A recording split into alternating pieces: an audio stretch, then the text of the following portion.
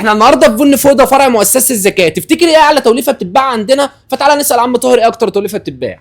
هو استاذ علاء، اول حاجه اول ما بعرض توليفه المزاج للعميل لازم ياخد منها اقل حاجه تمنه او ربع كيلو. بتعجبه وبيرجع تاني. تاني طبعا. فما تيجي اما نقول لك على المكونات بتاعتها. توليفه المزاج ما فيهاش اي نسبه مراره، فهنبتديها ب 75 جرام من البن الجيتوميلي، هيدينا نفس التيست بتاع الكولومبي بدون اي نسبه مراره. بس اي قهوه ان هي تكون ريحتها حلوه، فهناخد لها 75 جرام من ملك الريحه هو البن الحبشي. من عادات القهوه المصريه ان هي الوش بتاعها يكون تقيل، فهناخد لها 50 جرام من ملك الوش هو البن الاندونيسي، هيعلي نسبه الكافيين ويظبط لك الوش.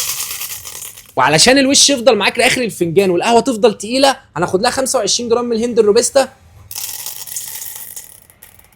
القهوه هتاخد تيست الشوكولاته وريحه الفروت كده لما ناخد لها 25 جرام من البن الهند الارابيكا اللي في اخر درجات الوسط بيدي طعم الشوكولاته. حابين نحوج التوليفه ديت، هناخد لها 10 جرام من الحبان للربع كيلو. عودين من